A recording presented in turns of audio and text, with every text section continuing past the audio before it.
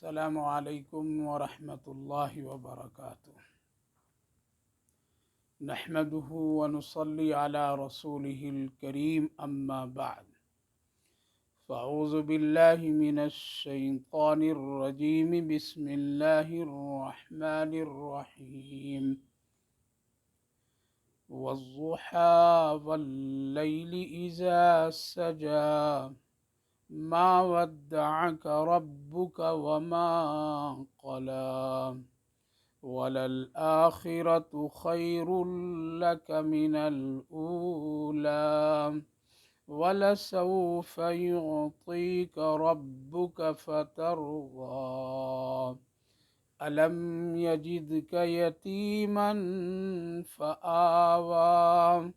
وَوَجَدَكَ ضَالًّا فَهَدَىٰ وَوَجَدَكَ عَائِلًا فَأَغْنَىٰ فَأَمَّا الْيَتِيمَ فَلَا تَقْهَرْ وَأَمَّا السَّائِلَ فَلَا تَنْهَرْ وَأَمَّا بِنِعْمَةِ رَبِّكَ فَحَدِّثْ صدق اللہ العظیم۔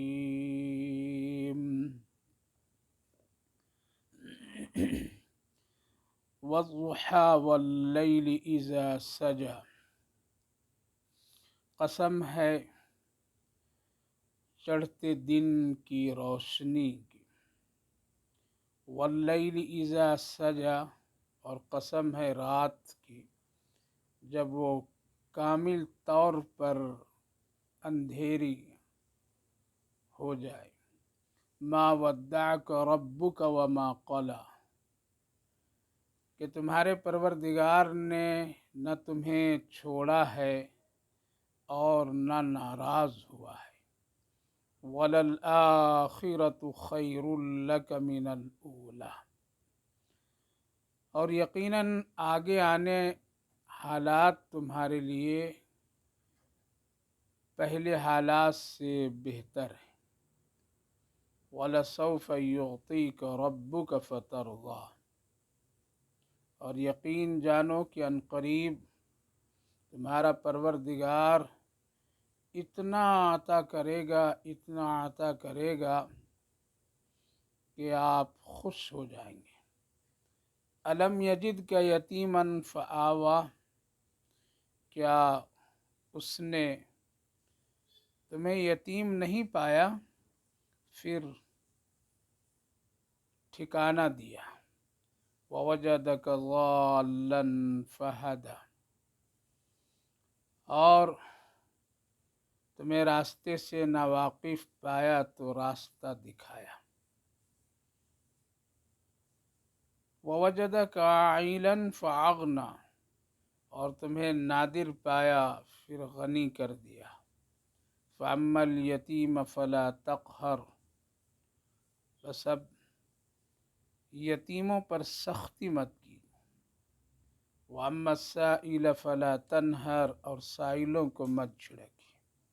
وَأَمَّا بِنِعْمَةِ رَبِّكَ فَحَدِّثْ،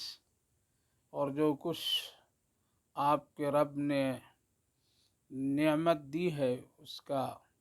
تذکرہ کرتے رہیے۔ پیارے بھائیوں اور بزرگوں، ماں بہنوں، اللہ رب العالمین کا شکر، اس کا احسان کہ اللہ تعالیٰ نے ہم سب کو قرآن کریم کی اس بابرکت مجلس میں شرکت کی توفیق مرحمت فرمائی ہے۔ اللہ تعالیٰ قبول فرمائے، عمل کی توفیق نصیب فرمائے، آخرت کے لیے نجات کا ذریعہ بنائے۔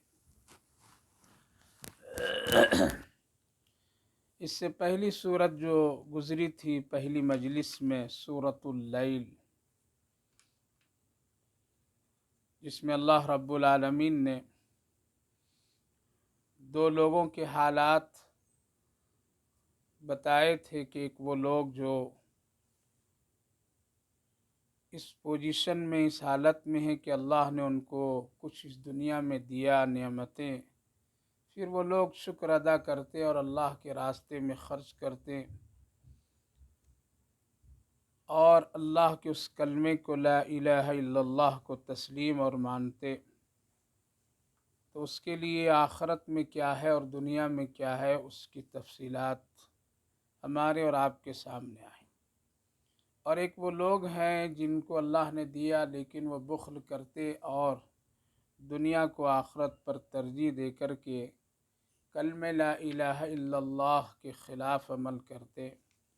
ان کے سلسلے میں آخرت میں اور دنیا میں کیا اللہ نے اس کا تذکرہ فرمایا۔ اور پھر آخری آیت وَلَسَوْفَ يَرْضَىٰ، یعنی جب اللہ کسی سے راضی ہوتا ہے تو پھر اس کو خوب عطا کرتا ہے اور اس کو خوب راضی کر دیتا ہے۔ اس صورت پاک کے بعد اب ایک بڑی اہم صورت، سورۃ الضحیٰ، جو مکۃ المکرمہ میں نازل ہوئی، جس میں 11 آیات ہیں اور ایک رکوع۔ اس صورت پاک کا تعلق پیارے نبی حضرت محمد الرسول اللہ صلی اللہ علیہ وسلم کی زندگی سے ہے، اور اس صورت پاک کو ایک سیرت کا بہترین عنوان مانا جاتا ہے۔ اللہ رب العالمین نے اس 11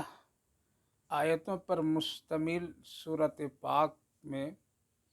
جو باتیں ارشاد فرمائی ہے، یقیناً اللہ ہی کی یہ شان ہے، اور جس کے لیے اللہ نے فرمایا ہے اس کی بھی وہی شان ہے، اس کے سوا اور کسی کی ہو ہی نہیں سکتی ہے۔ تو اس صورت پاک میں اللہ رب العالمین نے پیارے آقا نبی کریم علیہ الصلاۃ والسلام کی سیرت پاک کو اس خوبصورت انداز میں ذکر فرمایا ہے کہ آج تک لکھنے والے لکھتے چلے جا رہے ہیں، بولنے والے بولتے چلے جا رہے ہیں، لیکن جو حق اللہ نے ادا کیا وہ حق کوئی بھی ادا نہیں کر سکتا۔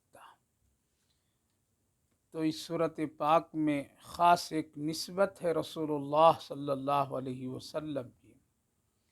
اس کے شان نزول کے سلسلے میں علماء مفسرین لکھتے ہیں کہ ایک مرتبہ نبی کریم علیہ الصلاۃ والسلام کی ایک انگلی میں کچھ زخم آیا اور اس سے خون نکلا، اور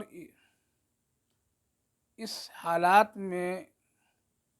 کچھ ایسے دن گزرے کہ وہی رک گئی ہوئی تھی، جس کو فطرت کا زمانہ بھی کہتے ہیں، کہ یعنی وہ وقت اور وہ زمانہ جس میں اللہ کچھ مصلحت و حکمت کی وجہ سے وہی کو روک دیا کرتا تھا۔ اور ایسے کئی موقع ہوئے جہاں پر اور جس وقت وہی کو اللہ رب العالمین نے کسی حکمت و مصلحت کی بنیاد پر میں روک دیا تھا۔ مثلاً ایک موقع ایسا بھی تھا کہ جب کفار و مشرکین نے نبی کریم علیہ الصلاۃ والسلام سے سوال کیے تھے کہ روح کیا ہے، اور اصحاب کہف کا واقعہ، تو اس موقع پر آپ نے جو کہا تھا انشاءاللہ استعمال نہیں فرمایا تھا، تو تقریباً 15 دن وہی رک گئی، تو آپ بہت بے قرار بے چین ہوئے تھے۔ اسی طرح اور کئی ایسے موقع ہیں جہاں پر وحی کو تھوڑے دنوں کے لیے موقوف کیا گیا تھا۔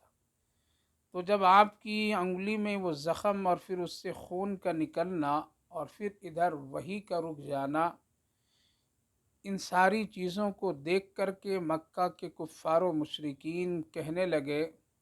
کہ کہاں ہے اب محمد کا خدا،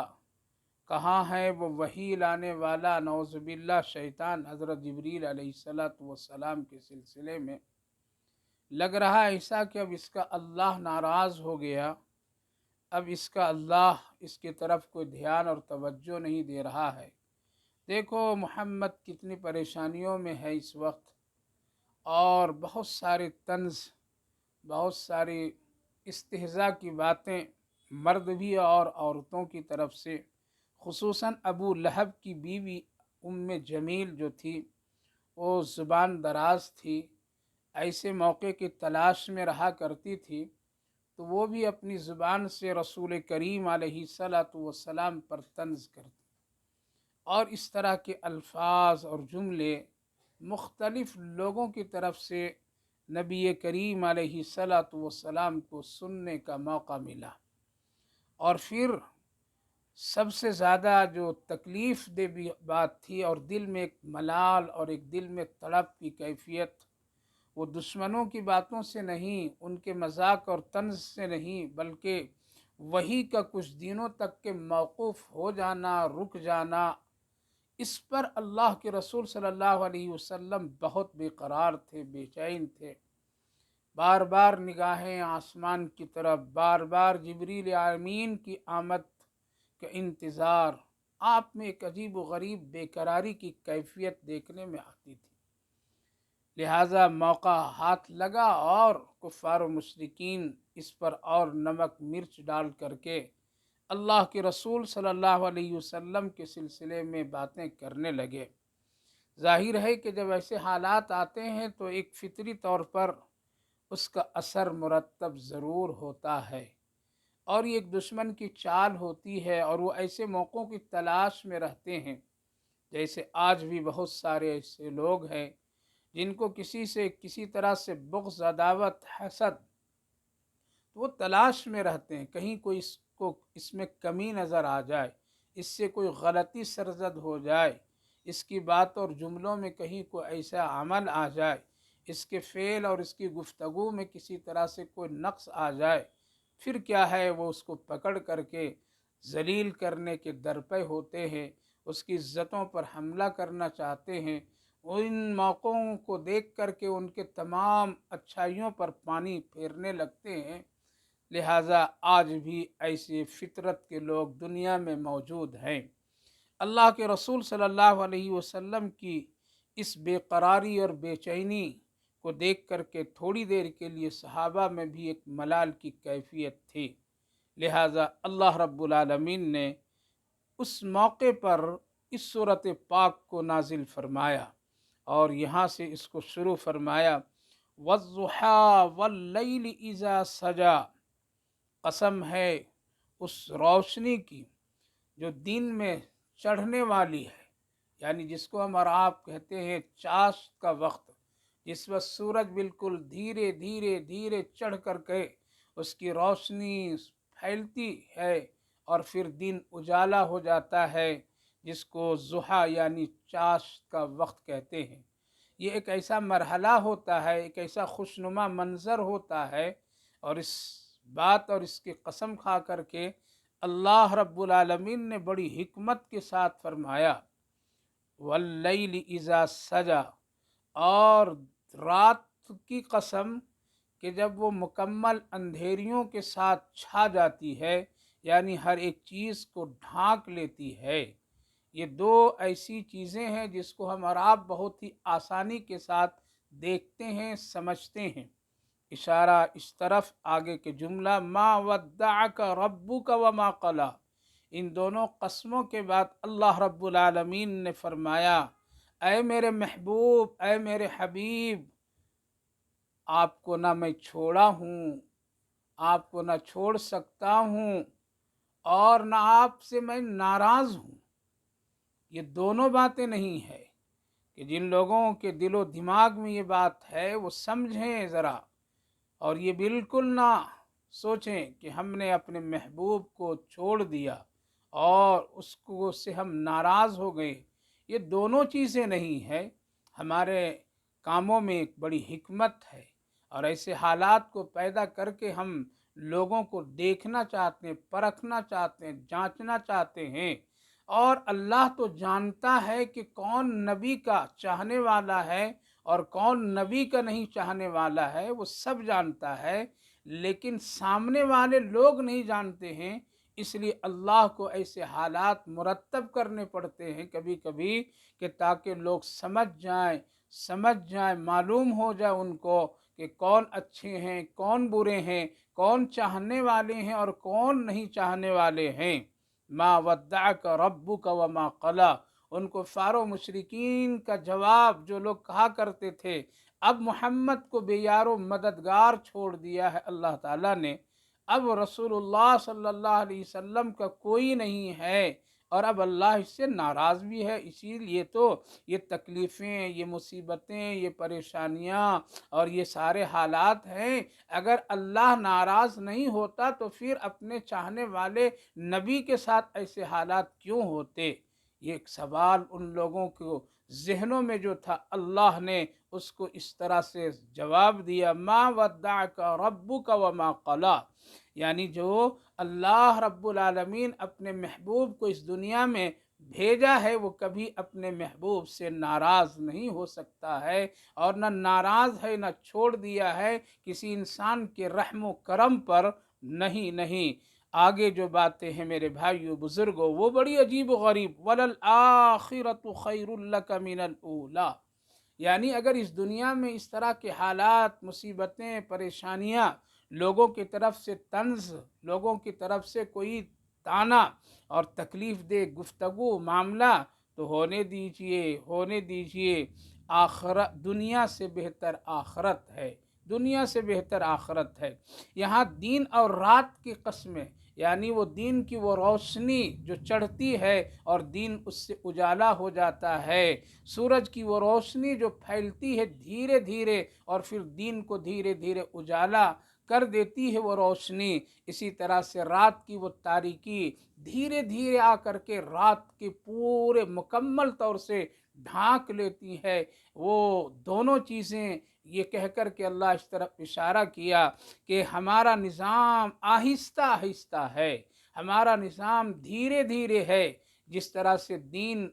اچانک نہیں روشن ہو جاتا ہے، رات اچانک مکمل اندھیری نہیں ہو جاتی ہے، بلکہ دھیرے دھیرے اس میں تاریکی آتی ہے، دھیرے دھیرے روشنی آتی ہے، اور پھر دن اجالا ہوتا ہے اور رات اندھیری ہوتی ہے۔ اسی طرح سے ہمارا وہ بھی نظام ہے، یعنی وہی کب بھیجنا ہے، کب نہیں بھیجنا ہے، کب ہم اپنے احکامات کو کس طرح بندوں پر لاگو کرنا ہے اور کب نہیں کرنا ہے۔ اللہ بہت بڑا حکیم ہے، لہذا اگر کبھی خدا نہ خواستہ اگر یہ کام تھوڑی دیر کے لیے اللہ حکمتاً روک دیا تو اس کا یہ مطلب نہیں ہے کہ اللہ بھول گیا، نعوذ باللہ، اللہ رب العالمین چھوڑ دیا محمد الرسول اللہ صلی اللہ علیہ وسلم کو، یا اللہ اپنے لاڈلے حبیب پیغمبر سے ناراض ہو گیا، نہیں۔ اے لوگو تم غور کرو، ہماری حکمت و مصلحت پر غور کرو، ہمارے کائنات کے اس نظام پر کہ ہم دین کس طرح دھیرے دھیرے اس کو اجالا اور روشنی دیتے ہیں، اور رات کو ہم کس طرح آہستہ آہستہ اس کی تاریکیوں کو کس طرح پھیلا کر کے گہری رات اور اندھیری بنا دیتے ہیں۔ اسی طرح سے ہمارا نظام وحی کے سلسلے میں بھی ہے، دین کے احکامات کے سلسلے میں ہے، لہذا تمہارا یہ سوچ، تمہاری یہ چیزیں سراسر غلط ہے، اور سراسر یہ تمہارے لیے ایک عذاب کی کیفیت ہے، شکل ہے کہ جو تم اللہ کے شان اور رسول اللہ صلی اللہ علیہ وسلم کی شان میں گستاخی کر رہے ہو۔ دوسری بات تسلی دیتے ہوئے اللہ رب العالمین نے فرمایا وَلَلْآخِرَةُ خَيْرٌ لَكَ مِنَ الْأُولَىٰ،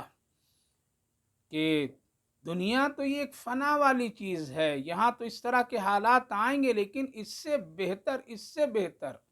آخرت ہے، آخرت میں ساری چیزیں ہیں، اور ہم آپ کو اس دنیا میں اور اس دنیا کی ساری چیزوں سے آپ کی آخرت بہتر بنانا چاہتے ہیں۔ اس لیے اگر تھوڑی دیر کے لیے لوگ طنز کرتے ہیں، تھوڑی دیر کے لیے آپ پر طعنہ کرتے ہیں، آپ کو برا بھلا کہتے ہیں، اور اس سے آپ کے دل میں ایک بے قراری کی کیفیت ہوتی ہے، بے چینی ہوتی ہے، تو اے میرے محبوب مت فکر کیجئے، ہم آپ کی آخرت بہت بہتر بنا دیں گے۔ اس وقت یہ لوگ دیکھیں گے کہ محمد الرسول اللہ صلی اللہ علیہ وسلم کا کیا مقام اور کیا رتبہ۔ لہذا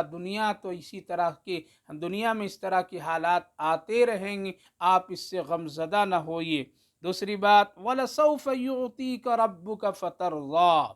لوگ کہتے ہیں کہ اللہ نے محمد کو چھوڑ دیا، نعوذ باللہ، اللہ ناراض ہو گیا، چھوڑ دیا اس طرح سے کہ اب اس کے پاس کچھ بھی نہیں ہے، اور اس طرح سے اس کا کوئی سہارا نہیں ہے، اور اس طرح سے ناراض ہو گیا کہ اب اس کو تکلیف پر تکلیف ہے، لیکن اللہ اس کی تکلیف کو ہٹا نہیں رہا ہے، نہ اس کے سامنے دنیا کا کوئی خزانہ ہے، اور نہ اسی طرح سے کوئی تسلی دینے والا، اور ایسے حالات میں اور ایسی پریشانیوں میں محمد صلی اللہ علیہ وسلم کے پاس دنیاوی زندگی اور مادی حالات ٹھیک بہتر نہیں ہیں، لہٰذا یہ دونوں چیزوں سے اللہ ناراض جو ہے، اللہ رب العالمین نے ان کفار و مشرکین کا جواب یوں دیا، وَلَسَوْفَ يُعْطِيكَ رَبُّكَ فَتَرْضَىٰ، ان قریب ہم آپ کو اتنا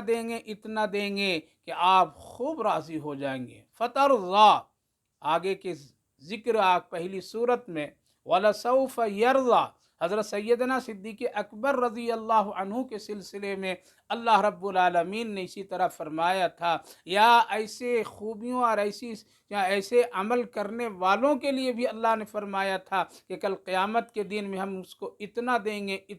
گے، جنت عطا کریں گے، جنت کی نعمتیں دیں گے کہ وہ سب راضی ہو جائیں گے۔ یہاں اسی صورت پاک سے ملی ہوئی اس آیت کریمہ کو دیکھیے، اللہ اپنے حبیب، اپنے رسول کے سلسلے میں فرماتے ہیں وَلَسَوْفَ يُعْطِيكَ رَبُّكَ فَتَرْضَىٰ، کہ اتنا دیں گے، اللہ اکبر، کہ آپ راضی ہو جائیں گے اور آپ کو کسی طرح سے کوئی اس وقت میں کوئی تکلیف نہیں ہوگی۔ علماء مفسرین یہاں لکھتے ہیں عجیب و غریب بات، وَلَسَوْفَ يُعْطِيكَ رَبُّكَ فَتَرْضَىٰ، کیا یہ فترضا یعنی دنیا میں یہ جو وعدہ ہے اللہ رب العالمین کا کہ ہم آپ کو اتنا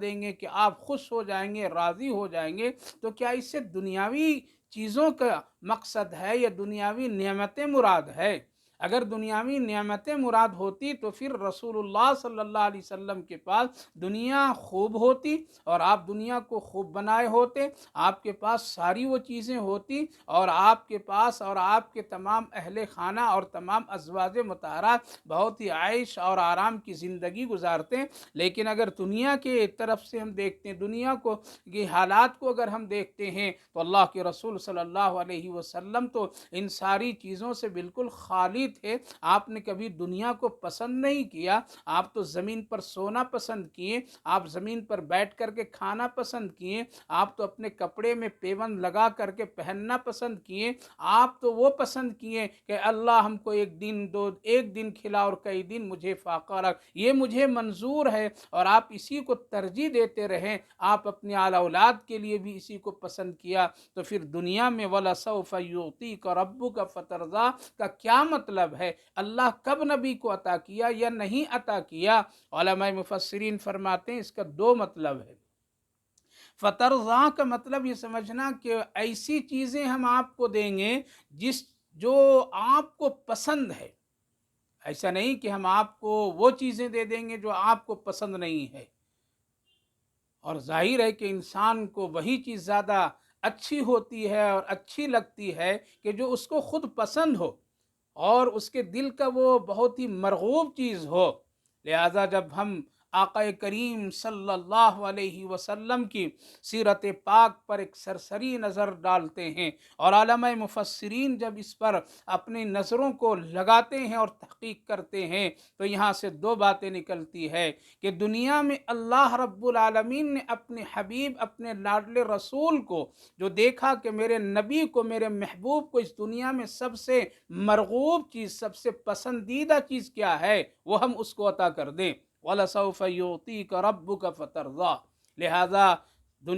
اس دنیا میں آقا کریم صلی اللہ علیہ وسلم کو جو سب سے زیادہ پسندیدہ اور سب سے آپ کی مرغوب چیز تھی وہ یہ تھی کہ اللہ رب العالمین کا یہ کلمہ، اللہ تعالیٰ کا یہ دین جو اللہ نے ہم کو لوگوں تک پہنچانے کی جو ذمہ داری دے کر کے پیغمبر کی حیثیت سے اس دنیا میں بھیجا ہے، یہ ہر ایک فرد بشر تک کہ میرا کلمہ پہنچ جائے، یعنی دین اسلام پھیل جائے، دین اسلام پوری دنیا دنیا میں پہنچ جائے، ہر انسان تک کہ میرا کلمہ پہنچ جائے، اور میری زندگی اور حیات میں اس کو میں ترقی کرتے ہوئے اسلام کو دیکھ لوں۔ یہ نبی کریم علیہ الصلوۃ والسلام کا سب سے پسندیدہ چیز تھی، اور آپ کا ایک مرغوب اور دل کی ایک کیفیت تھی جس کی وجہ سے آپ تڑپا کرتے تھے اور دعائیں کرتے تھے، اور آپ ہر دنیا کی مشقتوں کو برداشت کر کے آپ ہر ایک فرد بشر تک کے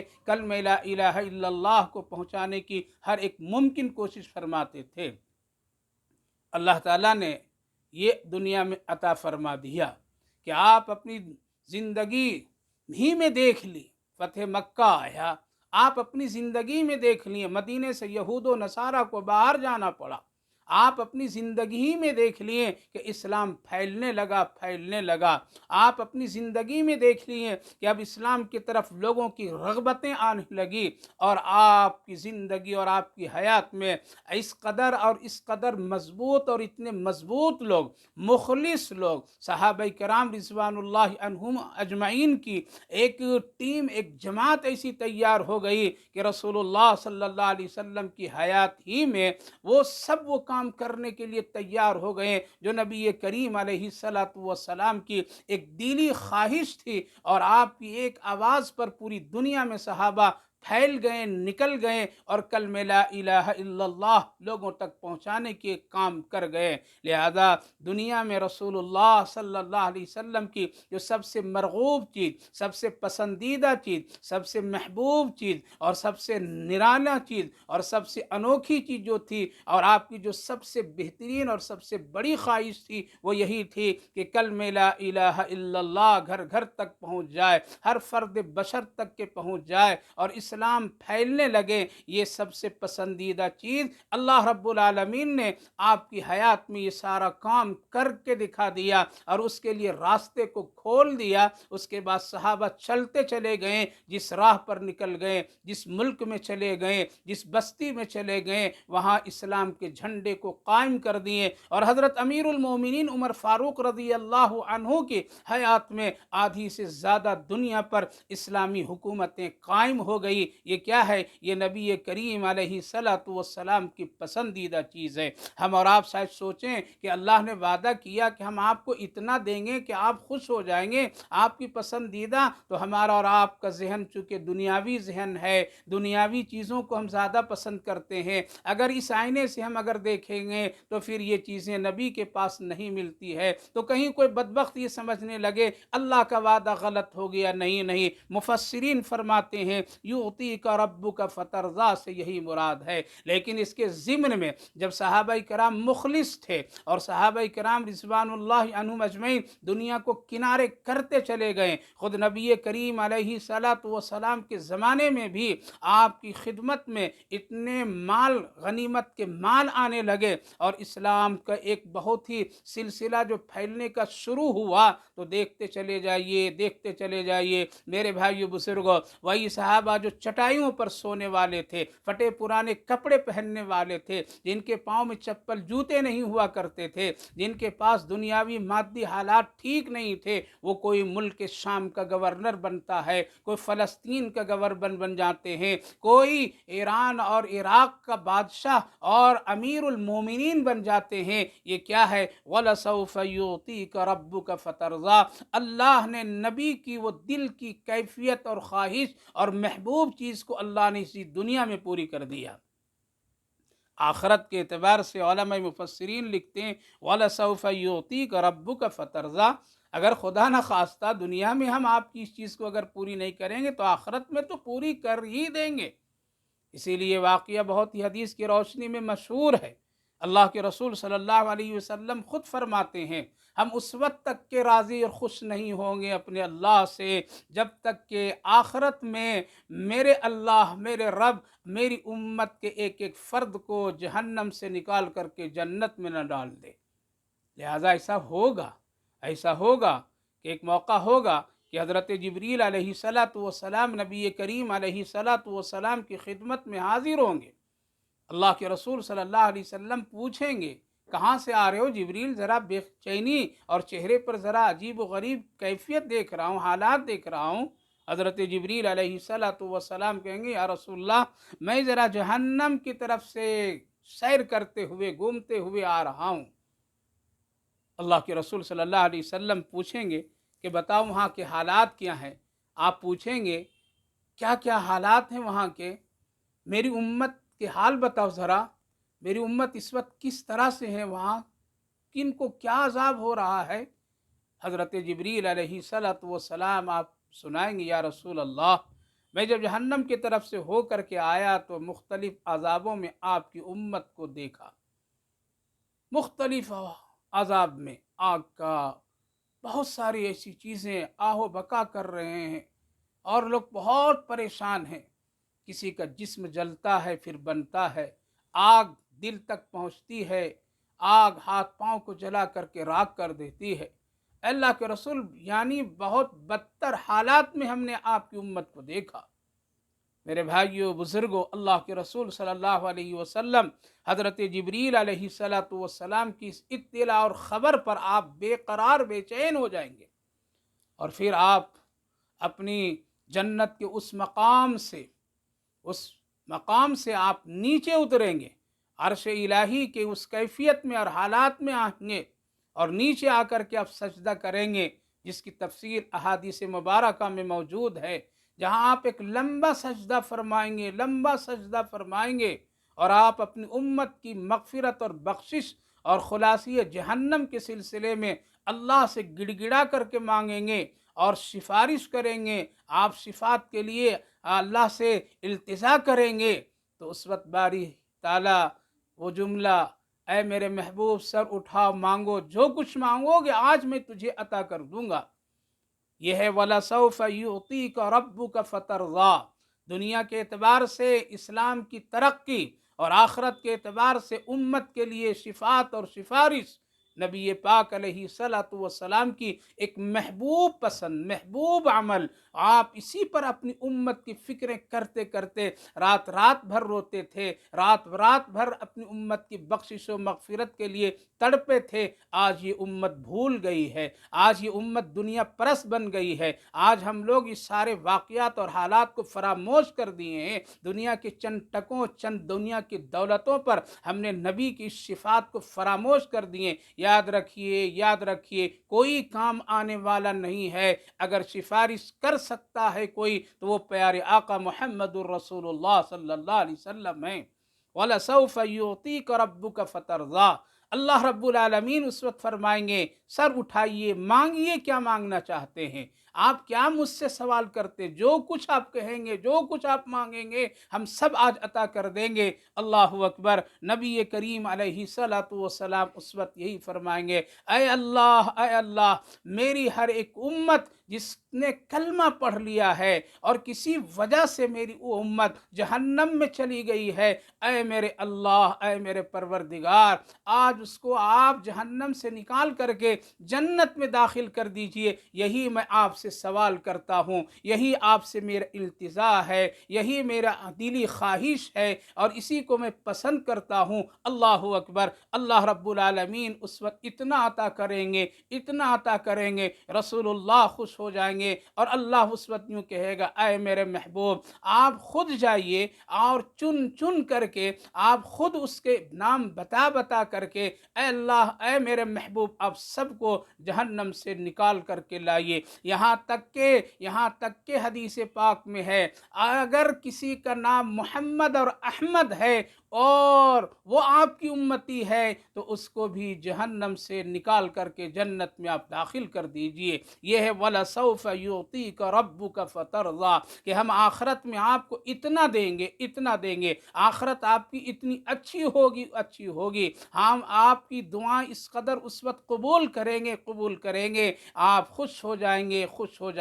اور سوچئے اس وقت میں کیا منظر ہوگا، اس وقت کی کیا حالات ہوں گے، جس وقت رسول اللہ صلی اللہ علیہ وسلم کی سفارش پر فرشتے ہر ایک امتی ایمان والے کو جہنم سے نکال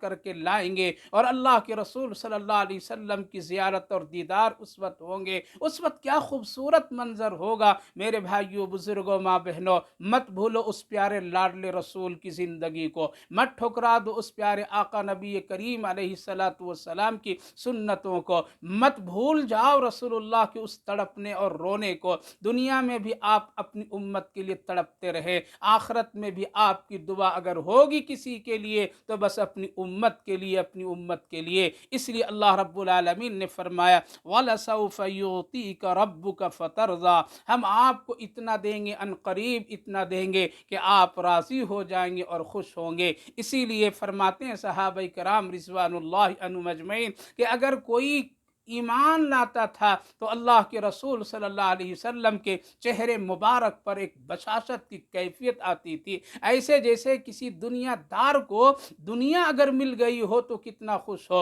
हुकूमतें उसको मिल जाए तो कितना वो खुश हो जाता है, दुनिया की दौलत और सरमाया ओहदा मिल जाए तो उसके चेहरे पर खुशी की लकीरें आने लगती है, उसकी पेशानी पर खुशी का एक आसार जाहिर होते हैं। लेकिन हमने आका को देखा कि अगर कोई देहाती बुद्धू भी आकर के रसूलुल्लाह सल्लल्लाहु अलैहि वसल्लम के हाथ पर अगर कलमा पढ़ लेता तो आप खुश हो जाते, आपके चेहरे मुबारक पर एक बशाशत की खुशी की कैफियत जाहिर होती और हम लोग समझ जाते इसके ईमान लाने से रसूलुल्लाह बहुत इस वक्त खुश हैं, बहुत खुश हैं। मेरे भाइयों बुजुर्गों, नबी की ये शान है, नबी पाक अलैहिस्सलातु वस्सलाम को अल्लाह इतना महबूब बना करके दुनिया में भी रखा था और आखिरत में भी है और वहाँ हमारा और आपका नबी की शिफाती से, नबी की सिफारिशी पर निजात है, वरना आमाल कुछ भी नहीं है। आमाल से हम बहुत कोसों दूर है, सुन्नत पाक से हम लोग कोसों दूर है, नबी की सीरत और सुन्नत से हम लोग भूल बैठे हैं और हम लोग एक अलग थलग ज़िंदगी, दुनियादारों की ज़िंदगी, दुनिया परस्तों की ज़िंदगी, ख्वाहिश परस्तों की ज़िंदगी में लगे हुए हैं, जो मौत से फैसला करके रख देगी कि जिस दुनिया से तुमने लगा करके रसूलुल्लाह की ज़िंदगी को ठुकराया, जिस दुनिया से मोहब्बत करके तुमने आखरत को भुला दिया, जिस नबी पाक अलैहिस्सलातु वस्सलाम की शिफात कुबरा को भुला करके तुमने दुनिया बनाने में लग गया, आज वो सारी चीज़ें बेकार हो गई। आज काम है तो बस काम आने वाली अगर और आने वाला कोई है तो वो मुहम्मदुर रसूलुल्लाह सल्लल्लाहु अलैहि वसल्लम और आपकी शिफात है। इसलिए अल्लाह ताला ने ये दोनों वादे पूरा कर देंगे, दुनिया में तो पूरा करके रख दिया। अल्लाह के रसूल सल्लल्लाहु अलैहि वसल्लम की हयात में, सहाबा की ज़िंदगी में कलमे ला इलाहा इल्लल्लाह फ़र्द फ़र्द घर घर तक पहुँचा दिया अल्लाह ताला ने। और जो कुछ बाकी है और होना है, अल्लाह ताला अपने नेक बंदों से, नबी के वारिसीन से, उलमाए किराम से, दीन की खिदमत करने वालों से, दीन के सच्चे दाई और मुबल्लिगों से अल्लाह ताला इस कलमे को घर घर पहुँचा करके रखेगा। और आज हम सब देख रहे हैं अल्लाह रब्बुल आलमीन ने दुनिया में ऐसे हालात जो लाए हैं, दुनिया में इस तरह के आलात और मशीनें सिस्टम जो लाए हैं, और आज हमारे और आपके जेब में मोबाइल की शक्ल में जो सारी चीज़ें हैं, देखिए इस पर कुरान भी है, इसमें कलमा भी है, इसमें दीन भी है, इसमें सारी वो चीज़ें दीन सीखने के भी है। अगर हम इसको नेकी के आईने से, नेक आँखों से, नेक दिलों से, नेक मिजाज से अगर देखें तो कलमा हमारे जेब तक के पहुँचा हुआ है। और हर फर्द बशर चाहे जो भी जहाँ भी जिस शक्ल में है, अल्लाह ताला ने उसको पहुँचा करके हक अदा कर दिया, ताकि कल क़यामत के दिन को ये नहीं कह सकता है ऐ अल्लाह आपका कलमा हम न सुन सके, न जान सके, न कोई मुझे बताया, न हमने उसकी तरफ से कभी हमको कोई इल्म दिया। नहीं, ये उज़्र काफ़ी नहीं है। वलसौफ युतीका रब्बुका फतरज़ा, इन 5 आयतों के पर गौर करें तो अल्लाह रब्बुल आलमीन ने किस कदर अपने हबीब, अपने लाडले नबी रसूलुल्लाह सल्लल्लाहु अलैहि वसल्लम को तसल्ली दी। अगर एक आदमी परेशान है, एक आदमी मुसीबत ज़दा है, एक आदमी मुसीबतों में पड़ा हुआ है और फिर उसका चाहने वाला, उसका महबूब तरीन आदमी आकर के तसल्ली दे दे और उसके दिल जोई कर दे, तो आज कितना हौसला मिल जाता है। टूटे हुए दिल किस कदर जुड़ जाते हैं, काम करने में उसकी कितनी ताकत बढ़ जाती है। ये तो अल्लाह का वादा, अल्लाह की तरफ से तसल्ली, अल्लाह अपने महबूब और लाडले रसूल को बताया है, तो बतलाइए नबी उस वक्त कितने खुश हुए होंगे। लिहाजा मेरे भाइयों बुजुर्गों, इन 5 आयतों पर अगर गौर करें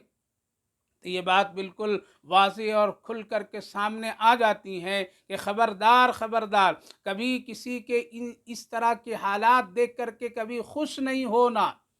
یعنی اگر خدا نخواستہ کوئی کسی مصیبت میں ہے تو یہ ایک وقتی چیز ہے، اگر کسی کے اوپر کوئی پریشانی آئی ہے یہ ایک وقتی چیز ہے، اللہ دیکھنے والا، اللہ کام کر دینے والا ہے۔ وقت سے پہلے اس کو ذلیل نہ کرو، وقت سے پہلے اس کو برا بھلا نہ کہو، وقت سے پہلے اس کے دلوں کو مت توڑو، وقت سے پہلے اس سے کوئی تم ایسی رائے قائم نہیں کر لو جو تمہارا گناہ بڑھ جائے اور اس کی تکلیفیں گھٹ جائے۔ اس لیے وقت سے پہلے کسی کو ذلیل کرنے کی کوشش، مذاق کرنے کی کوشش نہیں کرنا چاہیے۔ کفار و مشرکین نے ظاہری حالات کو دیکھ کر کے رسول اللہ صلی اللہ علیہ وسلم پر طنز کیے تو اور آپ کی شان میں گستاخی کیے، لیکن جب اللہ نے دکھا دیا اور اللہ نے جو وعدہ کیا کر دیا تو وہی کفار و مشرکین کے حالات پھر کیا ہوئے وہ ہمارے اور آپ کے سامنے ہے۔ والضحیٰ واللیل اذا سجا، قسم ہے روشنی، اس روشنی کی جو دین کے اس شروع میں چڑھتی ہے، یعنی چاش کا وقت ہے جو بہت ہی برکت کا وقت ہے۔ اس صورت پاک کے سلسلے میں فرماتے ہیں علماء محدثین اور مفسرین فرماتے ہیں یہ بڑی بابرکت صورت ہے۔ صوفیاء کرام نے تو بڑی عجیب و غریب بات لکھی کہ اس صورت پاک میں بہت ہی مسائل کا حل ہے، بہت ہی مسئلے کا حل ہے۔ دل کی دو کیفیت ہوتی ہے، ایک قبض دل کہتے ہیں اور ایک بستے دل کہتے ہیں۔ قبض دل مطلب کبھی کبھی ایسا ہوتا ہے، اور یہ انسانوں کی ایک فطری چیز ہے کہ کبھی دل میں کوئی غم کی بات، کبھی خوفناک، کبھی کسی کے باتوں سے تکلیفیں، تو اس وقت دل تنگ ہو جاتا ہے، ہر ایک امید نا امیدی کی کیفیت میں ہوتی ہے، اور ایسا لگتا ہے اب اس دنیا میں ہمارا کوئی نہیں ہے، اس دنیا میں ہمارا کوئی مدد کرنے والا نہیں ہے، اور دل ایک بوجھل ہو جاتا ہے، بوجھل ہو جاتا ہے۔ ایسے وقت میں فرماتے ہیں علماء کرام بزرگان دین، اس صورت پاک کو چاش کے وقت میں 11 مرتبہ اگر پڑھ لیں تو اللہ تعالیٰ اس کے دل کے قبض کو ہٹا کر کے اس کے دل کو بست بنا دیتا ہے، یعنی بست دل صوفیاء کرام فرماتے ہیں کہ دل کو کھول دیتا ہے، اس سے تکلیف اور غم کو دور کر دیتا ہے، ہٹا دیتا ہے، پھر اس کے بعد اس کا دل انشراح ہو جاتا ہے، جس کا تذکرہ الم نشرح لک صدرک کہ نبی کریم علیہ الصلوۃ والسلام کی اس دل کی کیفیت جو دشمنوں کی باتوں سے ایک تنگ ہو گیا تھا، اللہ تعالیٰ نے اس صورت پاک میں اس کی خوشخبری دی، وَلَسَوْفَ يُعْطِيكَ رَبُّكَ فَتَرْضَىٰ، اور الم نشرح لک صدرک میں اللہ تعالیٰ نے اس کو مکمل فرما دیا۔ وہ باتیں ہم تو اس صورت پاک میں کریں گے۔ تو یہ بہت ہی بابرکت صورت ہے کہ جب کوئی غم کی پہاڑ آ جائے، مصیبتیں آ جائے، دل تنگ ہو جائے، دل میں کیفیت وہ پریشانیوں کا آ جائے، اور ایسی آنکھ میں نظر آنے لگے کہ اب کوئی نہیں میرے مدد کرنے والا، اور راستہ مسدود ہو جائے، ایسے موقع پر چاشت کے وقت میں اس صورت پاک کو کم سے کم 11 بار اول آخر درود شریف کے ساتھ میں پڑھیے، اللہ تعالیٰ راستے کو آسان، دل کو صاف کر دے گا، دل کے آئینہ اور دل کی دنیا کو اللہ تعالیٰ ایسا بدل کر کے رکھ دے گا کہ سکون حاصل ہو جائیں گے۔ آج ہم اور آپ ہر ایک پریشان ہیں، اس لیے چاہیے کہ میرے بھائی بزرگ اس صورت پاک کا وظیفے میں شامل کرنا، پڑھنا، یہ بہت ہی محبوب ترین صورت ہے۔ اپنی نمازوں میں بھی بار بار اس کو پڑھا کیجئے، حفظ کر لیجئے، یاد کر لیجئے۔ عام حالات میں بھی علماء کرام اور بزرگان دین فرماتے ہیں کہ جو آدمی اس کو عشاء کے بعد بھی اگر اس کی تلاوت کرے تو اللہ تعالیٰ رات بھر اس کو سکون نصیب فرماتا ہے، اس کے دل میں جو بیماریاں اور حالات تنگیاں ہوتی ہے ظاہر اور باطن کے اعتبار سے، جسمانی اور روحانی کے اعتبار سے، اللہ تعالیٰ اس کے دل کو مضبوط کر دیتا ہے، دل میں سکون عطا فرما دیتا ہے۔ اسی لیے کہا جاتا ہے ہر بیماری کا علاج قرآن میں موجود ہے۔ لہذا جن لوگوں کے دل میں ظاہری اعتبار سے، جسمانی اعتبار سے کوئی بیماری کی وجہ سے اگر دل ہمیشہ پریشان کن رہتا ہے اور اس میں ایک تکلیف ہوتی ہے، اس صورت پاک کو خوب پڑھیے، انشاءاللہ اللہ تعالیٰ دل کے مرض کو دور فرما دے گا، روحانی اعتبار سے بھی سکون ہے اور جسمانی اعتبار سے بھی سکون ہے انشاءاللہ۔ اگلی جو 6 آیتیں ہیں، الم یجد کا یتیمن فاوا، یہاں سے رسول اللہ صلی اللہ علیہ وسلم کی وہ خوبصورت زندگی کا آغاز ہے اور آپ کی سیرت مبارکہ کی طرف اللہ نے اشارہ کیا ہے، اور انشاءاللہ اگلی مجلس میں اس کو ذکر کروں گا۔ اللہ ہم کو بھی عمل کی توفیق دے، آپ سارے بھائیوں بہنوں کو بھی عمل کی توفیق دے، ہر ایک کی پریشانیوں کو اللہ تعالیٰ جسمانی اعتبار سے ہو یا ظاہر باطن جیسی ہو، اللہ ہر ایک پریشانی سے سب کو نجات اور سکون عطا فرمائے، آمین یا رب العالمین۔